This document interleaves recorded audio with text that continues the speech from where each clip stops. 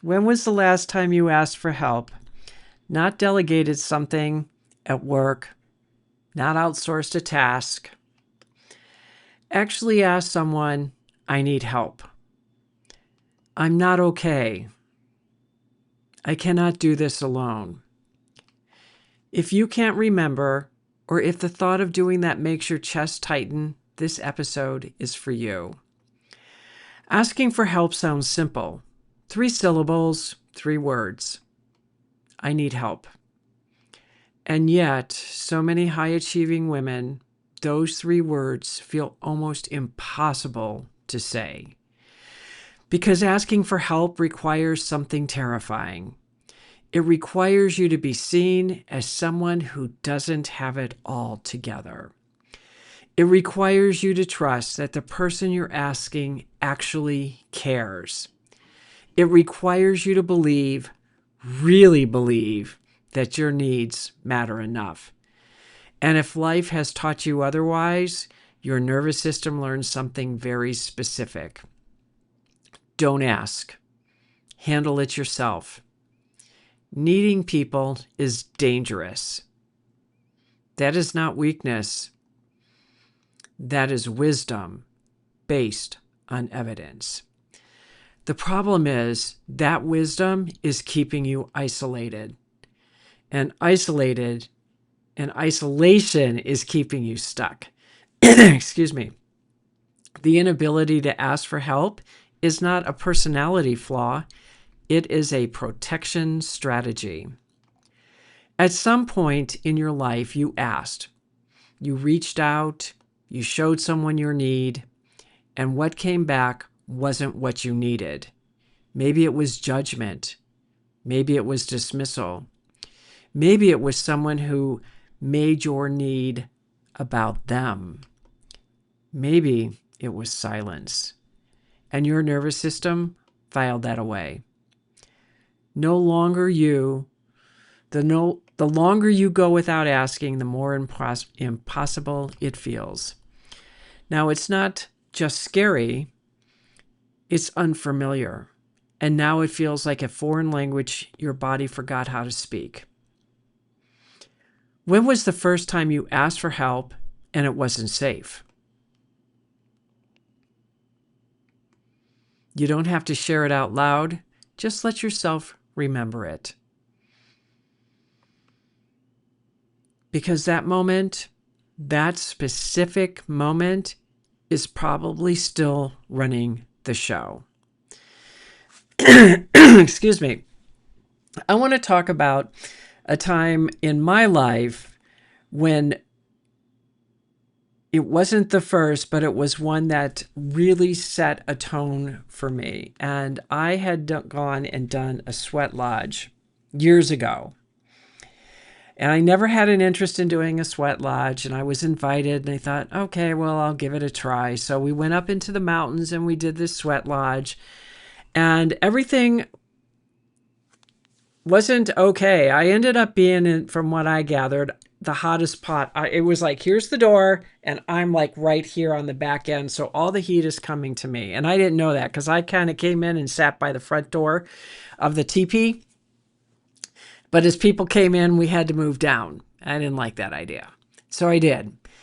Well, there was a point somewhere in that session that it was so blazingly hot for me and I freaked out and I had to leave.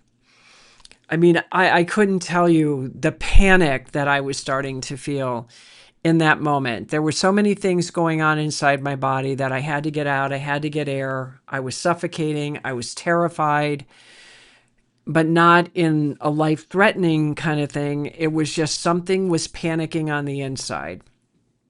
So I got out and I dealt with it. I mean, I sat in through most of it, but there was somewhere along the line, I don't know how long I was in that TP, but it wasn't too much longer after everybody started coming out. So then we go back to the house and we are going to be eating. So I'm nibbling because I'm getting a migraine. And I know that this migraine is because of what happened inside that TP at that point, because My electrolytes were down. I was dehydrated. I needed to eat. I knew what I needed to do for my body to get me back to where I needed to be. And the woman who posted this thing came up to me and told me I wasn't allowed to eat. And I just went, okay. I said, but I'm getting a migraine. And she says, I don't care. We wait for everyone else and it's not time to eat. Yeah. Her little rule mattered more than a human being. And talk about anger.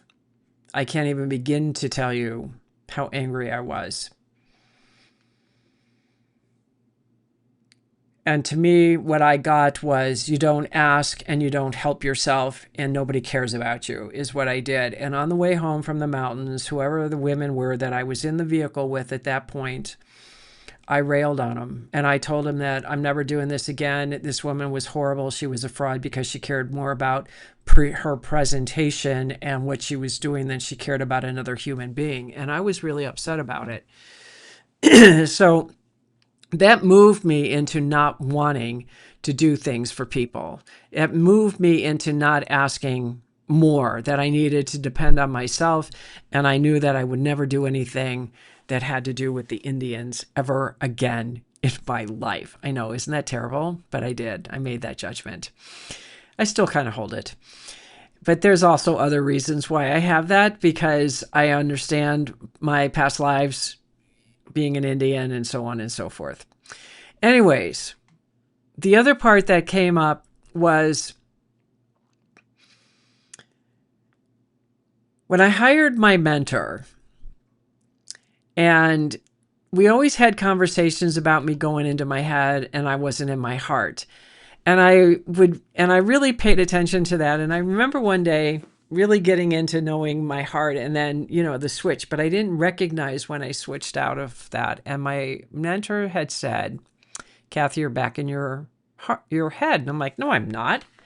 And then I realized before I started my full-fledged argument, because, I was good for that. And I realized that I did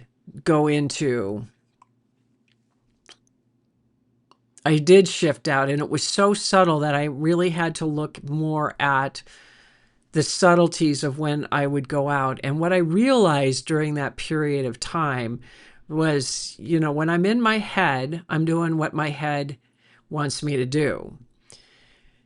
And as I'm in my head doing the things that I want to do, which is about being protection, taking care of myself, making sure everything is like in a box, controlled. And when I'm in my heart, it's not quite that. When I'm in my heart, it's a lot different because it's about connection. It's about the stuff that we don't want to feel, like if people hurt us or if we're feeling whatever. But I also know that everything that I do is I operate from my heart. And if I'm operating from my heart, things flow better. I'm more in alignment with myself. I'm connected with spirit differently. I'm following what I'm doing. It's like I'm in co-creation with the spirit. And I feel safe that way. Believe it or not, I learned to be okay with that because I move forward in the baby steps that I can take. Everything's going fine. I don't know what to do. I stop and I rest. And that's a beautiful way of taking care of yourself and realizing where you are in your life. You do what you can with what you know. And when you don't know, you stop and wait for spirit to give you an answer. Or you ask for them to help you. And that's what I do a lot of times. So what I created from that was basically the head heart switch. And the first time that I called my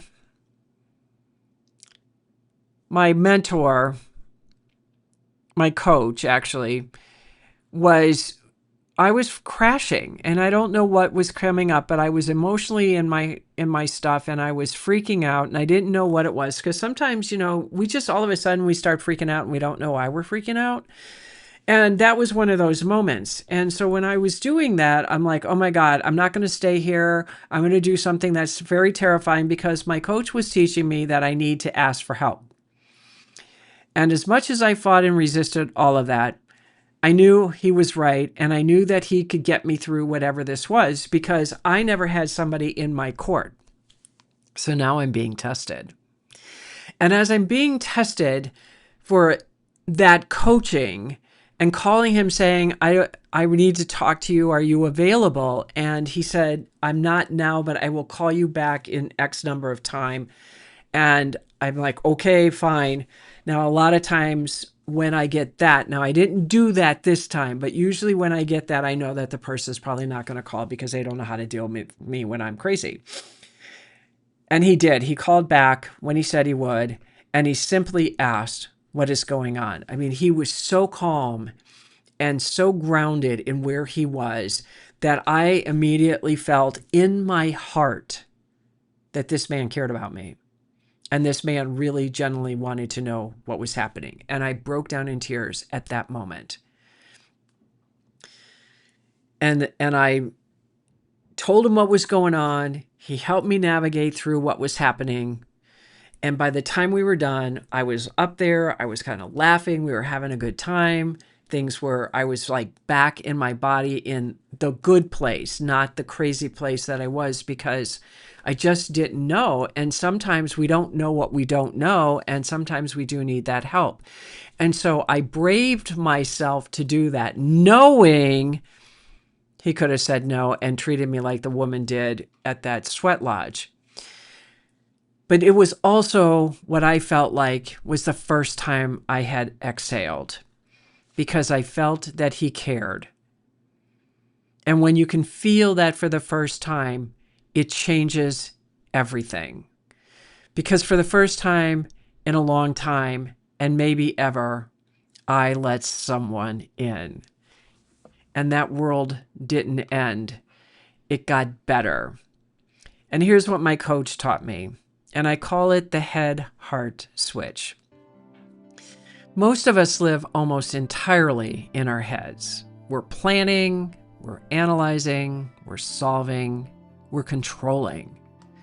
The head asks, what if this goes wrong? All the time. And the heart asks, what do I actually need right now? We don't ask those questions to ourselves because we're afraid to stop and listen to what we have to say. The head protects and the heart connects. And asking for help requires the heart, which means you have to make the switch first. And here's how. Close your eyes and take in a breath. And exhale. Place your hand on your chest and just breathe into that space.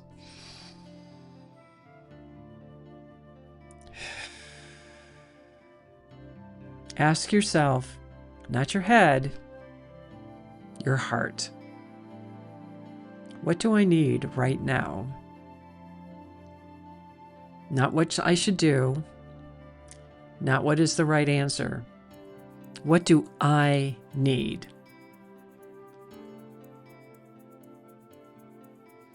Let the first thing that comes up come. Don't edit it. Don't talk yourself out of it. Just notice it. That thing you just felt, that is the thing worth asking for.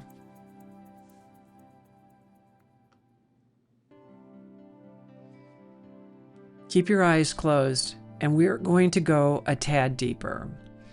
Take a deep breath in slowly, and exhale through the mouth. Bring to mind someone you trust, even a little, even imperfectly.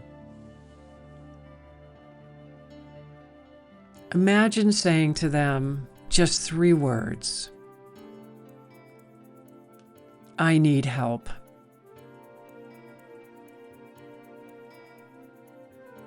Notice what happens in your body when you imagine saying that.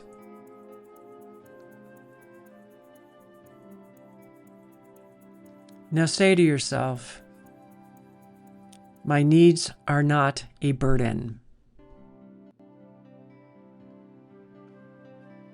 Asking for help is an act of courage. I am worthy of being supported. I am allowed to let someone in. One more breath in and out.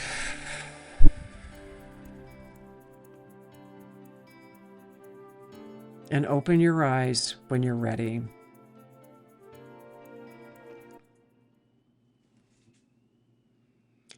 Asking for help is one of the bravest things a strong woman can do. Not because it's easy, because it requires her to trust that she matters enough to be held. You matter enough. I promise you, you matter enough. Next week, we're going to talk about when success becomes survival. And I want to invite you to check out the I Am the Light Sanctuary. I am offering a 7-day free trial. There is no pressure and no obligation. Check it out and look around and see if this is for you. The show notes are in, the link is in the show notes, sorry.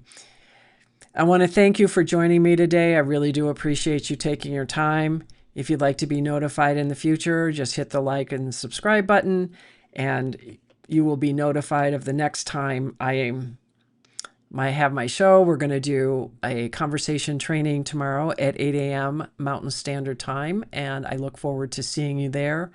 I am Kathleen Flanagan, and you don't have to carry this alone.